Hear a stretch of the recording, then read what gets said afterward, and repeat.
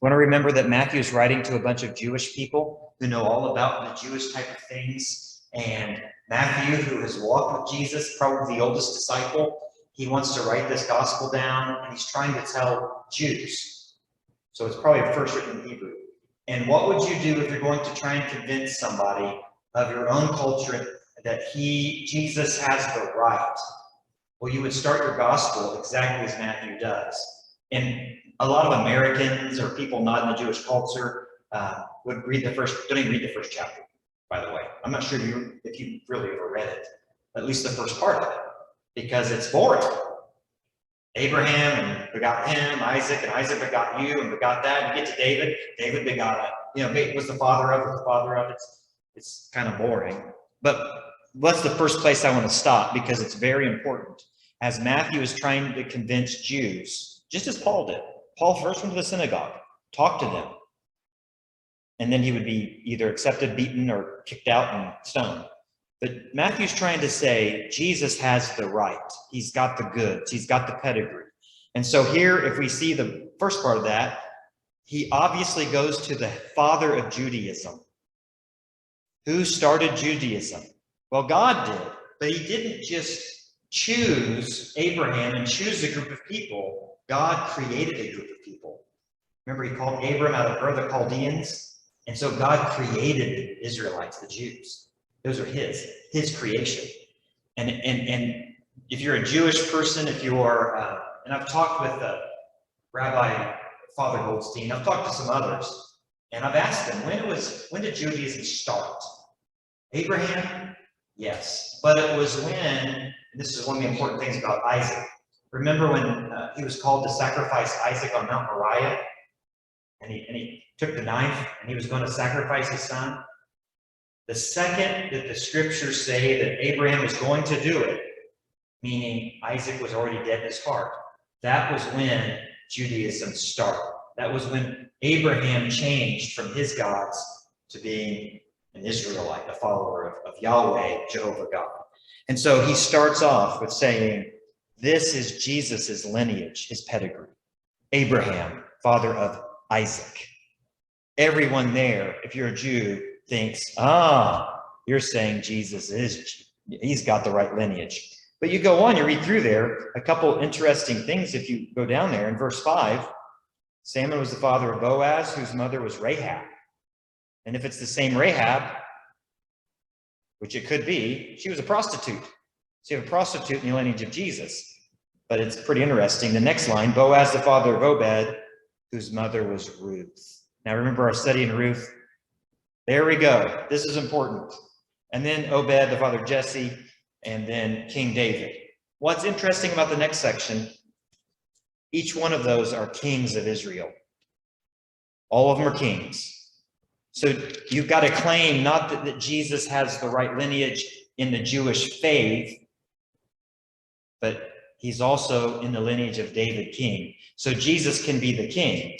And if you remember in the sermon, I talked about the 3 gifts that were brought to Jesus. Gold signified king, frankincense signified he was a priest, and then myrrh, a sacrifice. Matthew is saying the same thing right here. He's a king and he's a priest.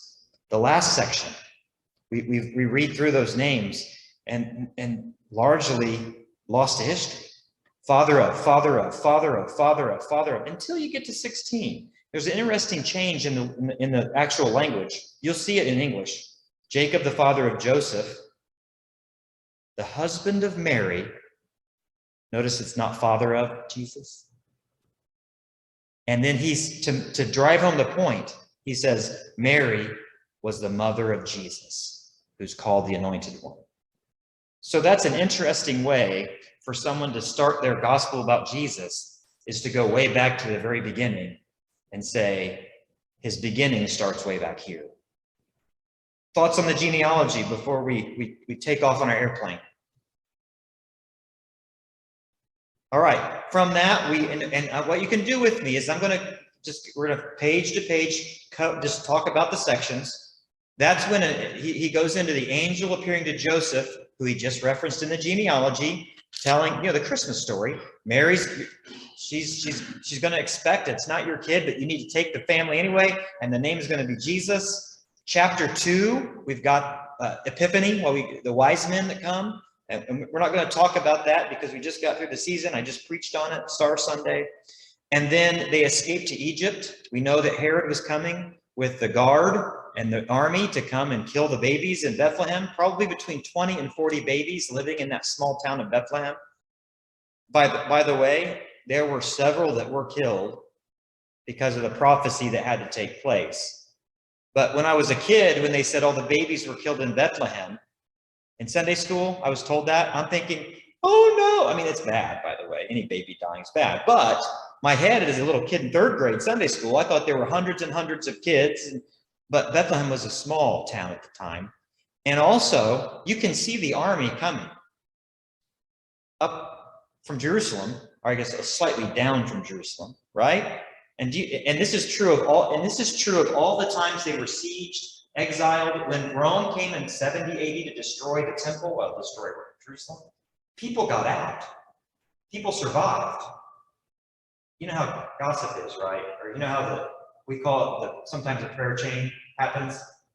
It's really good and juicy news. Everybody finds out, right?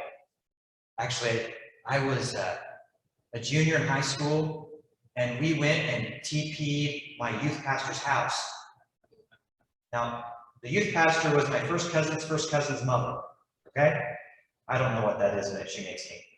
But what happened was we were TPing it. She came out and said, she laughed and then said, okay, all you kids get out of here. I drove home 7 miles. I walked in the door and my dad and mom were standing there and they said, you need to drive back to Debbie's house and clean up all the toilet paper. It's just not worth lying about.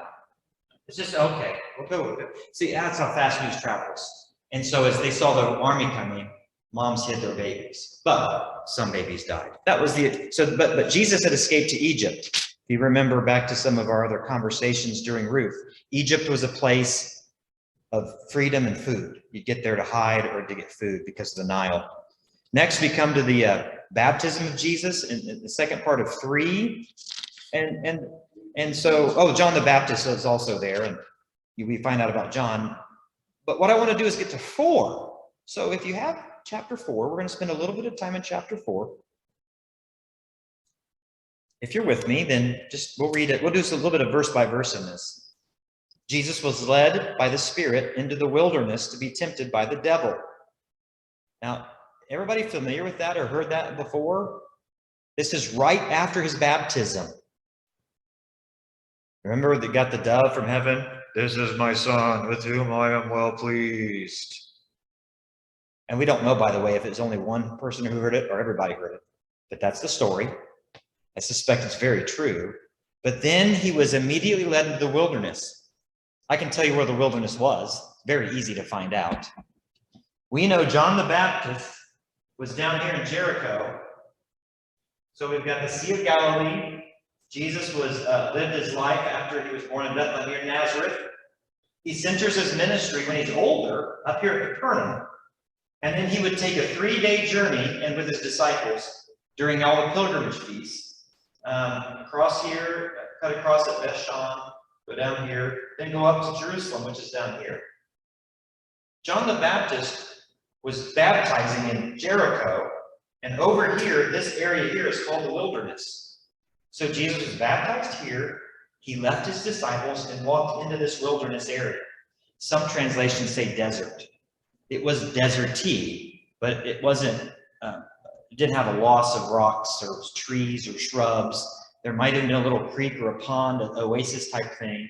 And Jesus journeyed out into this area for how long? 40 days. Is that number significant in the scriptures? Are there other places we find 40?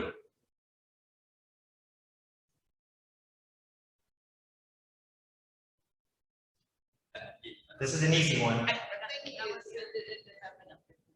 Okay. After he showed himself, it was 40. You're right.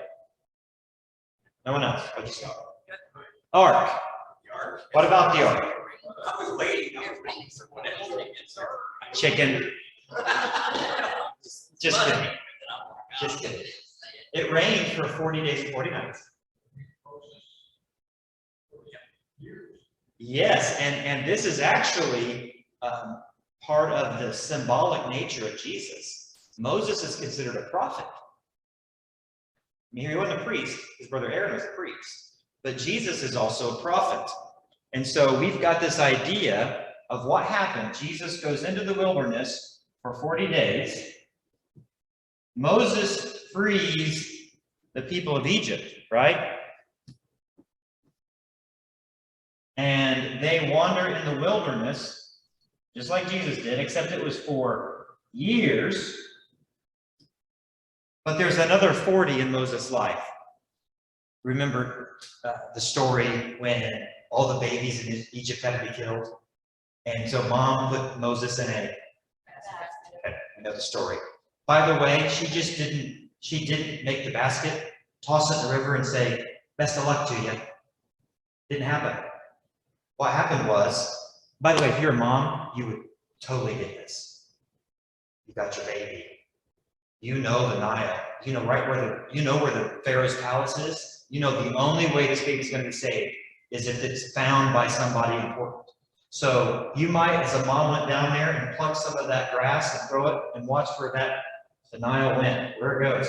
And you waited for just the right time. You had watched hiding across when that lady bathed, or one of them bathed. Egyptians were very clean people. They bathed every day. Every day. And they have ritual things they did, things they wore. They were very neat people. In fact, very scheduled. So mom got everything ready, waited for the perfect time, hid, and then, now how do I know that to be true?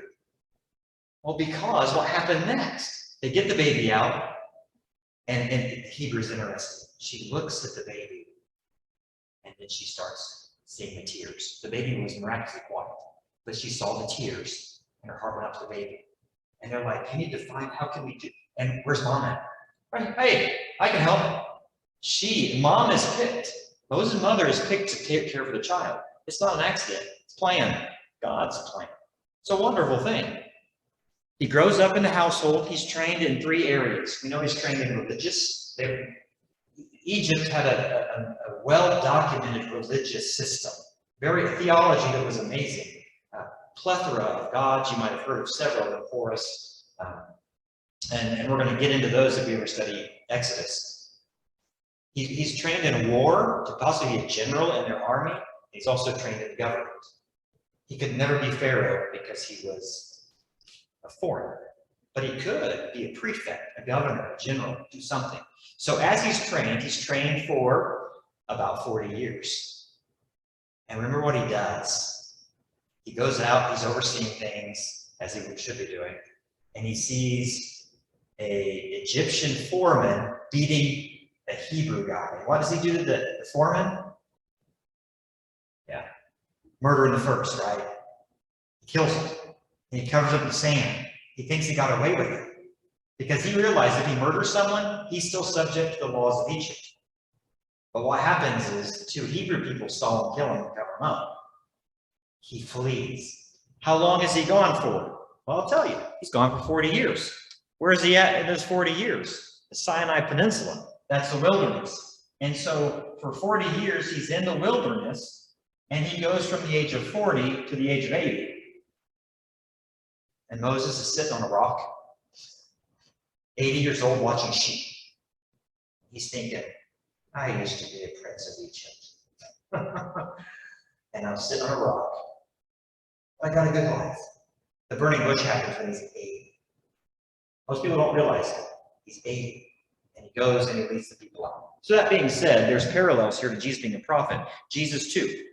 Moses who brought the law to the people, Jesus brings his law of grace to the people. But he only needs 40 days. But there's a parallel there. So that's pretty neat. After fasting 40 days and nights, he was hungry. The tempter, or the enemy, came, Satan, and said, if you're the Son of God, tell these stones to be bread. Now, in this section, we're not going to go into that, but there are 3 temptations. Don't think there were just 3.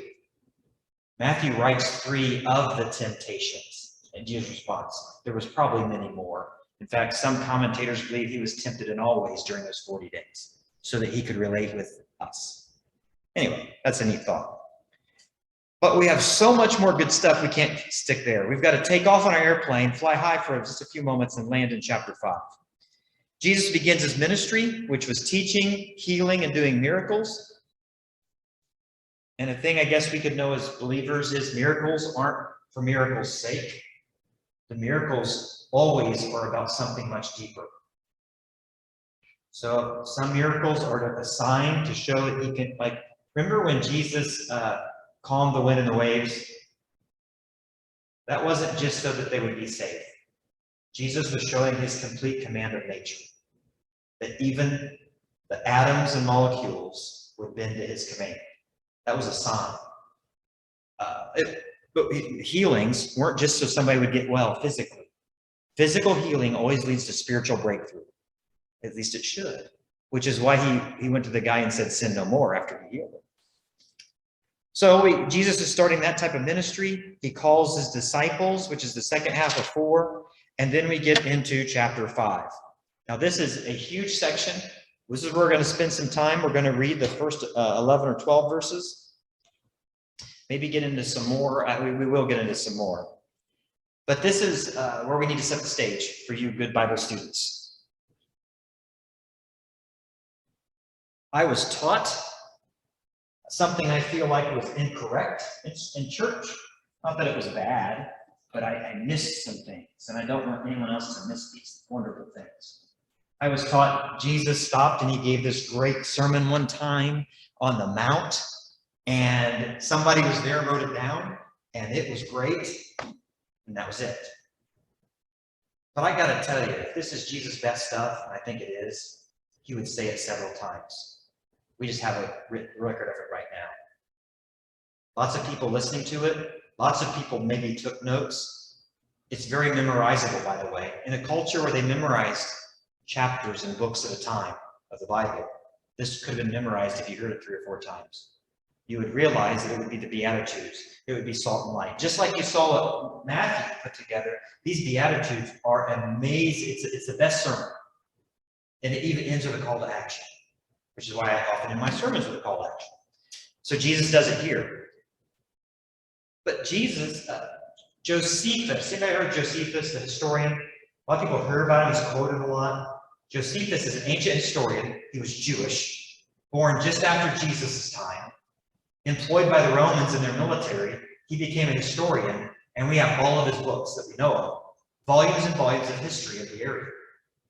And he's relied on by academics, Christians, Jews, anybody, because of his accurate record keeping, paid for by the Romans in the end. So we know from Josephus Flavius that there are 204 towns in Israel at Jesus' time. 204. He took an inventory. In fact, he even took an inventory of Jerusalem, which was used by this map company. And so if you want to know what the population of Jerusalem was at about his time, it was 140,000 before the fall in 70 AD.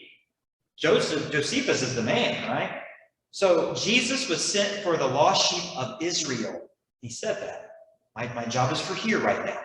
And so we have 204 towns. Jesus has 3 years of ministry, every Sabbath being in a synagogue. So Jesus goes around. Now remember, he's been healing, he's been teaching, he's doing the thing where you see this piece of bread, oh, here's another one, see another one. I mean, that's dramatic, but that's what he was doing. He was healing, people were following him, and here he gets to this Sermon on the Mount, and there's crowds around him. And by the way, if he's taught at 204 cities over 3 years' time, I suspect he did, at least most of them. This is how it would happen. Rabbis, teachers, would have their disciples. Most of them would have between 2 and 12, 2 and 15. Really popular ones would have more. Jesus had his 12, right? Well, he would be roaming all over, but if you heard Jesus was coming and you wanted to follow his teachings, you could go follow him for a day or 2 or 3. Now, you couldn't be one of the ones that lived with him. You couldn't be next to him all the time, but Jesus accepted disciples, anyone to follow him. In fact, we know that at the end of his life, he had more than 500 in Jerusalem, people who followed his ways. With that being said, Jesus is going town to town. He's a great teacher. And imagine if this great teacher shows up at synagogue on Sunday. the teacher, the leader of the minion. Don't you think he'd have Jesus talk? Sure. In fact, we have record of it happening in Luke 4. We know it happened. So it would be like, I'll just use this name, not that I agree with everything he teaches, but Billy Graham. He's well known, right? If Billy Graham walked in here, or had walked in here, you wouldn't just seat him in the back. No. Hey, guess what? I'm not going to preach today. We have the opportunity to hear somebody. It would be the same thing with Dallas Willard or Richard Foster or some great speakers today or great deep spiritual people. We would say, well, Ron can put his sermon on. In fact, we want Ron, sit down. Imagine Jesus shows up, this master teacher, who's doing miracles. So you'd have the lame, the sick, the hungry, spiritually hungry. You'd have all kinds of people come. So Jesus, as he taught, probably used this material in Matthew 5, 6, and 7 lots and lots of times. People are like, this is the core teaching. This is it. In fact, we know in Luke, the Sermon on the Plain was recorded again. Not as much written down, but it's the same stuff. So this was revolutionary to some people this morning, so I'll let you know it. We know how it worked. Jesus would stop and teach along the way. He found his way. It's marked today it's hard, I know, to see. It's the best map I can find. This is the Sea of Galilee. And so we have Capernaum up here if you look at the Sea of Galilee as a clock, okay, 11 o'clock on the clock on the Sea of Galilee is where Jesus based his ministry. It's where Peter lived. And he lived with Peter and his family during the 3 years of ministry. So up here, and there's a mountain. Remember, there's a mountain range that runs along here. You've got Mount Gilboa, Carmel. You've got up here Mount Lebanon. And then you've got the Great Rift Valley. So you go from hundreds or thousands of feet high to this valley that's below sea level. And you've got then the Eastern Mountain Range over here. But it's very interesting, the layout. But here at the Sea of Galilee, it's interesting. On this side, on the Capernaum side, there's a natural amphitheater. Massive. Thousands can be there. And they've tested it out. So you can stand in a place like this and speak to more than 1,000 people. And if I'm talking in a loud voice, kind of like this, everybody can hear me. If you've been to an amphitheater in the United States, you understand the concept, how it works. It's the traditional site. They put a chapel up. And the farmer, years and decades, centuries ago, got upset with it, sold the property, basically Catholic Church put the thing up, or eventually had it. There's another field where they think it happened, but the farmer has put a fence around it because a bunch of Christians kept traipsing to the spot. So it is there today. You can see the spot. It's the traditional site of the Sermon on the Mount, but he's actually on the lower part of the mount, speaking into the mountain where all the people are sitting. There's lots of people here who have come from the area to listen to Jesus speak. Jesus, though, is teaching his disciples. Traditionally, he would stand, maybe sit, if it was with just his disciples. But typically, a rabbi would teach standing. And all the 12 would be right here. Maybe a few more that were close to him or friends. Think Lazarus, Mary, and Martha, if they were there. Probably not there at this one. And then you've got the other crowd starting to filter out, and they would come in. And where would you stand? You would stand behind the guy. So this place began to fill up. And Jesus started teaching the disciples. This is key in seeing what happens here. And you'll see what happens. Jesus saw the crowds. He went up on the mountainside and sat down. Aha! That's a sign for us. He's not standing. He's sitting down, probably on a stone or a stump or a log. But he's sitting down because this is going to be a longer teaching. Two ways to teach. Walking along a road. The other time is you sit down. He uses the boat one time as a pulpit. Now he's sitting down in an amphitheater using a stool. Maybe on the ground. Probably not. He began to teach them. That word them refers back to the disciples. He's teaching the disciples, but everybody else is here. They want to get these nuggets of truth. And maybe he might stand up and pass out lunch. Or maybe he'll heal somebody. If you were sick, wouldn't you run to the place where Jesus is? Yes, you would. He teaches them, and this is the beautiful part. So if you're following along, chapter 5, verse 3. Blessed are the poor in spirit, for theirs is the kingdom of heaven. By the way, He probably, if he didn't do this, this is what they understood. Hey, disciples, blessed are the poor in spirit, right behind you. And you know how shocking that is to the disciples? So you read this differently today, and I would read it differently. But the disciples are the same ones. Imagine, let's say I'm John. He's my favorite. I'm with Jesus. I know who he is. I'm with Jesus. In fact, let's say we're disciples, right? We follow Jesus. Two of you, James and John, will go to Jesus. And you're going to ask him in private, hey, Jesus, can we sit on your right and left when you come to the power of the kingdom? What are the disciples thinking?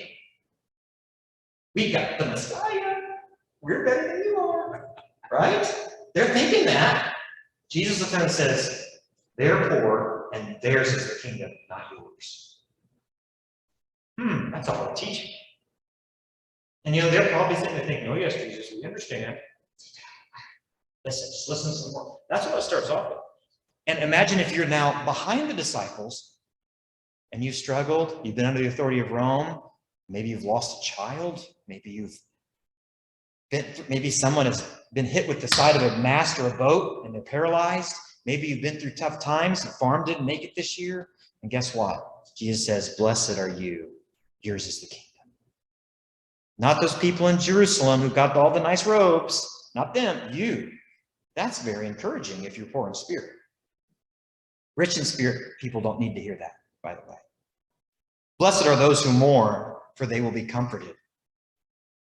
Blessed are the meek, for they will inherit the earth. Wow. Now here's another one. Blessed are those who hunger and thirst for righteousness, for they will be filled. That's misquoted about every other day I hear it. Every other time I hear it. Blessed are those who hunger and thirst for righteousness. Why is that? Because many of you, I think, all been to Florida, right? Been to some nice places in Florida. I have too. And I've counseled people in Florida who have the house on the ocean or the lake or whatever, and they've got their golf course in their backyard, right? And they've come to my church. I'm not saying anything negative about them, but they're sometimes the most lost people. They're not happy. Because what do you need? Are you hungry for anything? No. I got a golf course, got my car. I go out to the fish thing on Wednesday, I do the thing on Friday. What are you hungry for? I don't have anything. I don't need. You can tell they're not hungry. But if you are hungry and thirsty, Jesus says, I can fill that. But Jesus can't do anything if you're not hungry. And I think we can see people who come to church on Sundays and they're not really hungry for spiritual things. They can't be filled. It's not that the sermon isn't good enough, because I can tell you sermons are top-notch here at this church. Not going to find better sermons, right? Just don't listen to the last fruit.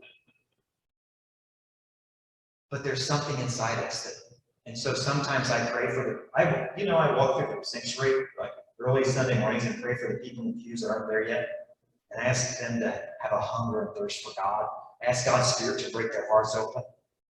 Because it starts with a hunger and thirst. And so the promise from Jesus is that if you are hungry, you will be filled. That's powerful. Blessed are the merciful, for they will be shown mercy. There are many dictators in the past and in this world that will not have any mercy because they weren't merciful. Blessed are the pure in heart, for they will see God. By the way, pure in heart, these are the people that are saints. I mean, like we think of, or we say salt of the earth, or we say heart of gold. You remember those people?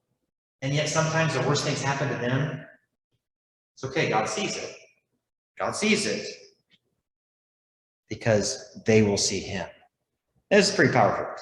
Blessed are the peacemakers, for they will be called children of God. I like that. I probably need to work on that one. Blessed are those who are persecuted. Now, this is an important phrase. Because of righteousness, for theirs is the kingdom of heaven. I can tell you story after story. You probably know story after story of someone who's persecuted, but they're persecuted because of unrighteousness or because of their own dumb decisions, right? Persecuted because they put themselves in the wrong places. This does not apply to them. This verse applies to those who are persecuted because of righteousness. Theirs and God's righteousness. And so theirs is the kingdom of heaven. Now, again, teaching the disciples, these are your truths. And by the way, you guys out there, you might get something from this, Jesus is saying, but this is for them. And he ends the Beatitudes, these truths. Beatitude isn't happiness. It's not joy. It's a joyful contentment because of a relationship. It means an unshakable joy. Blessed are you when people insult you. Notice, he's talking to his disciples. This happens later in Matthew. Blessed are you when they insult you, persecute you, and falsely say all kinds of evil against you because of me. Rejoice and be glad when that happens. By the way, when people insult me, I often don't feel glad. But he says, rejoice because your reward in heaven is great. For in the same way they persecute the prophets who are before you. So that's the first section. Jesus opens up this message on the Sermon on the Mount with this very powerful statement. He's really telling the disciples, this is how you live. And by the way, if you want to join and be a disciple, you guys out there can too. This is truths that you need to take with you. And then we find them again in Luke. You know, this is material he used over here. So thoughts or questions on the Beatitudes as we went through it verse by verse?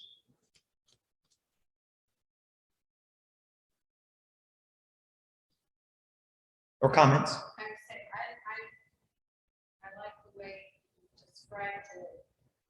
Makes total sense the way he was talking. Now it means it's always been some of my favorite verses trying to study and figure out. Me too. It wasn't always there. And I am taking that that's east, the wilderness east Yes. of Jericho. Yes, the wilderness is all east of Jericho. And it extends out into the desert. But that area before the desert is about a 13-mile square. And there were no settlements there. It was really wilderness. Even Rome wouldn't put anything out there. The sand was salty. The water that was there was salty. And so there's only one thing that grows in this whole area. And especially south of Jericho is date palms. And some of the best dates in the world are from Jericho, that area, still today. Did you see the news recently where they found a 2,000-year-old date? Yeah, that was from there. That's where they did it at. And they planted it and it grew, and now they're getting dates from it recently, like this year. It's pretty cool. I bet they're divine. That's bad. That's pretty sick. Yeah. Some people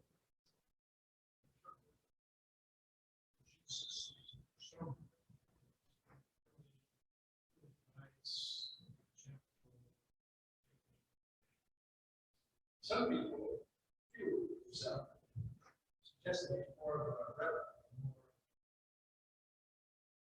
complex. How would you put this? That's a wonderful question.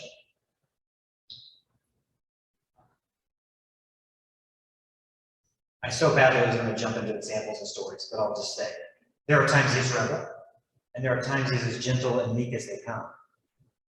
When it seems that when he's dealing with his disciples, they get both of them sometimes. So if you remember, after Peter falls away and runs away and betrays him the whole 9 yards, Jesus comes back and says, hey, feed my sheep. They're walking along the beach, just had fish for breakfast, which doesn't sound good to me, but that's what they did. You're walking along and he says, do you love me? Peter says, yeah, feed my sheep. You're the leader still. Come on, I got you. And he's the same guy. Jesus is the same guy that looked to Peter in Matthew 16 and says, get thee behind me, Satan. Which is the worst rebuke you can get from the Son of God, right? Now, by the way, in context, in original language, it's like this. Peter, get thee behind me, Satan. You're seeing these things as man sees them. You're not seeing them as God sees them. Get on board with it. That's what Jesus is saying. And because Peter was just, they made the confession of faith. And Peter says, well, you've got it wrong, Jesus. You're not going to die. You're not going to sacrifice yourself. Stop it. So Jesus is like that with his disciples. In what we find in the study of Matthew, we cover this next week. But The last week of his life, Jesus becomes as rebellious and as mean as he is. When he's talking to the religious leaders, he calls them venomous snakes. He calls them dead tombs. He says all kinds of nasty things, and he leaves them. It's not like he says anything. He says, but if you turn and follow me, I'll love you till the end. He's like, you're the worst ever. You're going to probably burn later. And so he comes off as rebellious because those are the leaders, religious leaders. And yet to the lost sheep of Israel and to like the Samaritan woman at the well, wow, gracious and meek and mild and loving. So we find all of those things.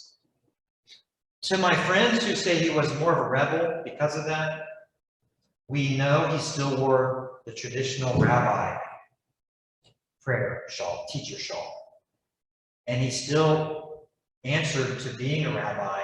He still had disciples. So he wasn't so rebellious like John the Baptist. He fit inside the system and operated inside Judaism. So I think there were moments of rebellious and in fact a week of rebellion at the end. But he was still meek and mild. We find lots of that. Another cool thing, I didn't think to share this. There's a girl that had died.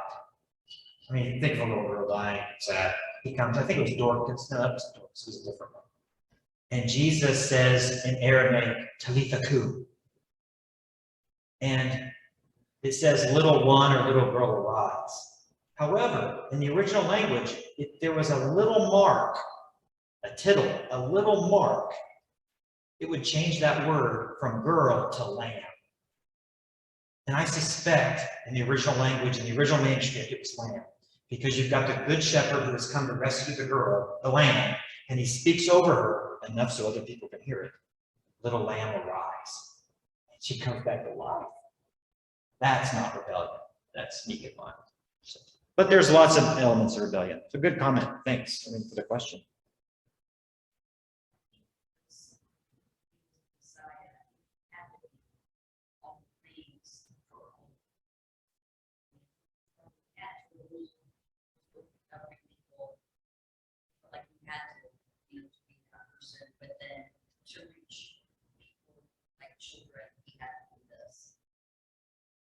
Absolutely, and that's something I should say. That's exactly what I should have said after that. He would understand those positions, and in doing so, not sin, not make a mistake, not mess up with it, as something a regular person like me would do. Insert foot in mouth kind of thing. He didn't. Another interesting.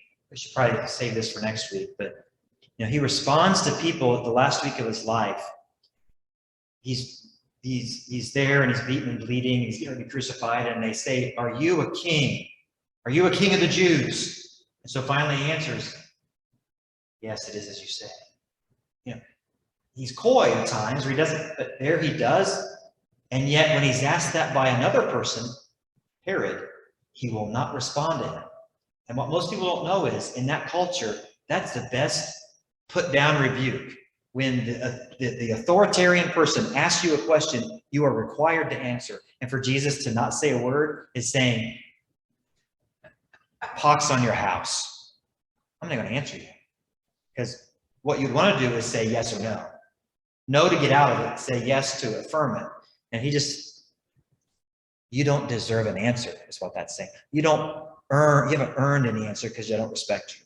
So, yeah, great thoughts.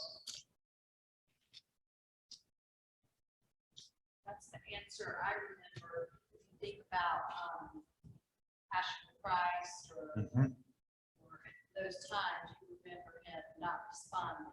Yep. That's right. Yeah, he responded one time and he said, "You bet. It is as you said." You got it right.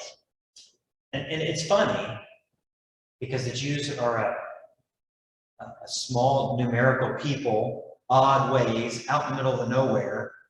Rome was the center of the world, really. And you're out here nowhere and you're saying you're a king of the small people? So what? So what? Jesus is more than king of the Jews, though, and we knew that. Anything else? Oh, our time's up. I've required, and you'll be glad you stayed late for 2 more minutes. Jump to chapter 7. Jesus talks about a bunch of living things, how to handle your money, how to deal with sin, how to deal with divorce, how to deal with all kinds of living things. And he gets to chapter 7, and I need to straighten this out so everybody understands how things operate in church. This is where I'm sometimes thrown under the bus because of the lack of biblical knowledge. So I'm going to make sure everybody understands this, we're on the same page. The popular passage is, do not judge others. And this is where this comes important. Jesus looking at his disciples. Hey, do not judge others. Now imagine how it made them feel. I know you got to pick that. You still got to pick up somebody. Somebody in the house looks beside me.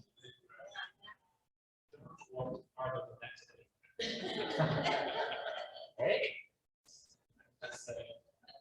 But he may not come home if he wants it. So Jesus said, I can't get sidetracked. I can't. Do not judge other people. And so what we sometimes do in the church is take that as a blanket statement that we should never ever judge anyone. Which means we should let anybody do anything they want in the church. Because we can't judge what's right or wrong. But Jesus isn't saying that. He's saying, you, my disciples, who have me, who we know the law, we know this, don't go around judging people who are out there. You don't have any right to do that. They're not in your synagogue, not in your church. Don't judge others. It doesn't do any good anyway. Probably you've got a bigger issue in it. Take the speck out of the log out of your own, that kind of thing. So he goes into that. He's telling the disciples this, because we balance that with other scriptures, like Paul in 1 Corinthians 5:12. Paul is speaking to the church at Corinth. And by the way, we've talked before that Ephesus was a great church, amazing church, the first century, amazing, great church. God himself says how good Ephesus is as a church in Revelation chapter 2. Corinth isn't mentioned. In fact, Corinth, we find, is a terrible church. In fact, at one Bible study or one time of worship, one guy who had a stepmother married her and took him away from the father, and they showed up on the front pew with their Bibles and said, we're ready to love Jesus. It was a mess, a wreck of it. They were all sitting there. There were so many things wrong with Corinth. People attacking others, their character, saying you had to pray this way, you couldn't pray this. And so Paul writes in 1 Corinthians 5, he says, aren't we supposed to judge those inside the church? Meaning, aren't we supposed to have some boundaries inside the church? Aren't we supposed to have levels of integrity and things that are true? The Old Testament, by the way, is the right and wrong still. Whatever Jesus didn't change in the New Testament, the old covenant is still in effect. People don't realize that. I just love the New Testament. It's the one of grace and mercy. You're going to have grace with me because Jesus is love. Jesus changed the sacrificial system. We don't have to kill animals anymore because Jesus became sacrifice. But anything Jesus affirmed, we have to still do in the Old Testament. In fact, Jesus takes it a step farther, makes it worse, harder. Remember what he said? You have heard it was said, do not murder, right? So we can't go around killing each other. So if you come into the church, one of the things we say is you can't kill each other. It's a bad thing. But you know what we have to do as a church? You can't even think it in your heart. Right? That's what Jesus said. You can't think it in your heart. And so Jesus takes the Old Testament, makes it really more stringent. People don't realize that. So do we have boundaries in the church? Yes. Can you believe anything you want when you come into church? Absolutely. This could be a safe place for you to figure out your faith. But don't expect to jump on the board or the elders and then think we can believe anything. Because that's not what Jesus says at all. So this is important as we judge. Every one of you have the right to come to me and say, Ron, you're pretty harsh. You've done this wrong. You have the right to come to me and judge. So that's okay. I won't get mad and cry and leave the church. I won't. That's been done. I stayed. They can't get rid of me that easy. So he goes on, and then what we wrap up with is at the end. And we don't have to read the story, you know it. What happens? Jesus, his call to action is, and this is so powerful. He says, you know, there are people who build their lives on things. Sand and rock. I have just given you the best rock to build your life on. But if you don't do it, what's going to happen to your life? When the rains come, you're going to fall down. Listen to what I'm saying. Take it to heart. And he finishes with the story about the man who built his house on the sand and the rock. And then he goes, all right, that's it. And he finished, and that was it. It's powerful.